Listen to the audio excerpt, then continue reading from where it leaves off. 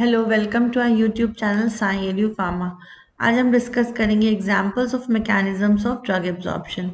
ये टॉपिक आपका bio pharmaceutics and pharmacokinetics subject में भी है और साथ ही साथ फार्माकोलॉजी में भी है। तो इसमें हम मैकेनिज्म्स को डिटेल में देखेंगे और साथ में एग्जाम्पल्स को देखेंगे। तो अगर हम एब्जॉर्प्शन की डेफिनेशन देखें तो absorption refers to the process by which substances pass through membranes or tissues into the blood stream or cells। उसको अगर दूसरे वे में अगर हम डिफाइन करें तो process of movement of unchanged drugs from the site of administration to systemic circulation is absorption. अब हम डिफरेंट मैकेनिज्म्स देखते हैं जिसमें फर्स्ट आता है पैसिव डिफ्यूजन, इसको नॉन आयनिक डिफ्यूजन भी कहते हैं। और इसमें जो मॉलिक्यूल्स हैं वो higher concentration to lower concentration तक मूव करते हैं विदाउट एनी एनर्जी कंजम्पशन, और ये तब तक मूव करते हैं जब तक कि इक्विलिब्रियम ना हो जाए, इसीलिए इसको डाउन हिल ट्रांसपोर्टेशन भी कहा जाता है। और इसमें फर्स्ट ऑर्डर काइनेटिक्स होता है। और अगर इसके डिटेल में हम जाएं तो पैसिव डिफ्यूजन जो है वो फिक्स फर्स्ट लॉ जो है उसको उससे हम इसको अच्छी तरीके से एक्सप्लेन कर सकते हैं। और एग्जाम्पल्स की बात करें तो oxygen and carbon dioxide exchange in the lungs, absorption of ethanol in the stomach and intestines, ये पैसिव डिफ्यूजन के एग्जाम्पल्स हैं। नेक्स्ट आता है पोर ट्रांसपोर्ट या पैरासेल्यूलर ट्रांसपोर्ट। और पोर ट्रांसपोर्ट क्या होता है? It refers to the movement of small molecules और ions through water filled pores और channels in the membrane. This mechanism is mainly seen in tight junctions between the epithelial cells। और अगर हम examples की बात करें तो क्योंकि पोर साइज बहुत छोटा होता है अबाउट 4 एंगस्ट्रॉम, तो इसलिए जो स्मॉल हाइड्रोफिलिक मॉलिक्यूल्स होते हैं like water, sodium ion, then chloride ion, potassium ion, they pass through tight junctions between intestinal epithelial cells. और ये एक ग्राफ है जो कि concentration of drug at the absorption site और रेट ऑफ ड्रग एब्जॉर्प्शन के बीच में है। तो इसको आप देख सकते हैं, जो पैसिव डिफ्यूजन है उसमें स्ट्रेट लाइन होती है और इस तरीके का कर्व होता है for carrier mediated transport. Next आता है फैसिलिटेटेड डिफ्यूजन। इसमें जो मॉलिक्यूल्स हैं वो मूव करते हैं from concentration gradient with the help of transport proteins. Proteins जो है वो कैरियर हो सकते हैं या फिर चैनल प्रोटीन्स हो सकते हैं। और इसमें हम देखें तो कोई एनर्जी की ज़रूरत नहीं होती है। और इसके एग्जाम्पल्स हैं glucose absorption in the intestines via blood transporters, और दूसरा amino acid transport across cell membranes using carrier proteins.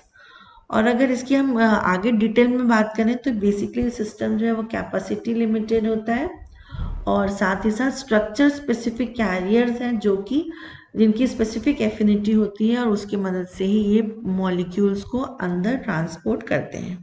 Next आता है एक्टिव ट्रांसपोर्ट, और इसमें मूवमेंट ऑफ मॉलिक्यूल्स जो है वो कॉन्सेंट्रेशन ग्रेडियंट के अगेंस्ट में होता है, मतलब it moves from lower concentration to higher concentration. तो इसलिए इसमें एनर्जी की ज़रूरत होती है जो कि एटीपी के फॉर्म में दी जाती है और साथ ही साथ ट्रांसपोर्ट प्रोटीन्स की ज़रूरत होती है। और क्योंकि ये लोअर टू हायर है इसलिए इसको अपहिल ट्रांसपोर्टेशन बोला जाता है। और इसकी काइनेटिक्स की बात करें तो मिक्स्ड काइनेटिक्स होते हैं जो कि माइकलिस मेंटन इक्वेशन के ऊपर ये होता है। और एग्जाम्पल्स की बात करें तो sodium potassium pump in nerve cells and absorption of glucose in the intestine via SGLT, that is sodium glucose linked transporter. फिर next mechanism endocytosis. What is endocytosis? It is engulfing of large molecules और particles into the cell via vesicles, और इसको vesicular transportation भी बोला जाता है। इसके examples हैं absorption of vitamin B12 via receptor mediated endocytosis in the intestines, और दूसरा है phagocytosis of bacteria by immune cells. और अगर हम इसके टाइप्स की बात करें तो ये फैगोसाइटोसिस और पाइनोसाइटोसिस दो टाइप के होते हैं। और इसको जैसे मैंने आपको बताया वेसाइकुलर ट्रांसपोर्टेशन बोला जाता है और साथ ही साथ कॉर्पस्क्यूलर ट्रांसपोर्टेशन भी बोला जाता है। और एंडोसाइटोसिस की बात करें तो it is useful for uptake of fats, starch, then oil soluble vitamin A, D, E and K and drugs like insulin. फिर इसके टाइप्स की बात करते हैं तो फैगोसाइटोसिस और पाइनोसाइटोसिस दो टाइप हैं। पहले हम बात करेंगे फैगोसाइटोसिस की। तो it is a process used by specialised cells mainly macrophages, neutrophils and dendritic cells, and they engulf large particles including drug carriers like nanoparticles। तो बेसिकली जो adsorptive uptake of solid particulate है वो by phagocytosis होता है, and this mechanism plays a role in drug delivery specially for targeted therapies. इसके examples की बात करें तो nano particle mediated drug delivery है, इसमें मैक्रोफाइजेस जो है ये एनगल्फ करते हैं nano particles carrying anti cancer drugs और एंटीबायोटिक्स। सेकेंड है liposomal drug formulations. So liposomes containing doxorubicin for cancer treatment are taken up by phagocytes. Third is immunotherapy. Vaccines use phagocytosis to deliver antigens to dendritic cells, triggering an immune response. Fifth, second है penocytosis. This is a type of endocytosis where cells take in fluids and dissolved substances in small vesicles. और इसको हम basically drinking cell या अपटेकिंग of fluid solutes भी कहा जाता है। Examples में uptake of extra cellular nutrients in kidney cells, absorption of certain proteins by intestinal cells.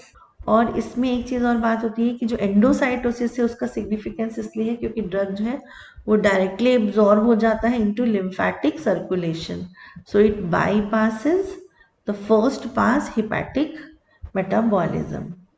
और जो पिनोसाइटोसिस है it explains oral efficacy of sabine, polio vaccine and large protein molecules also.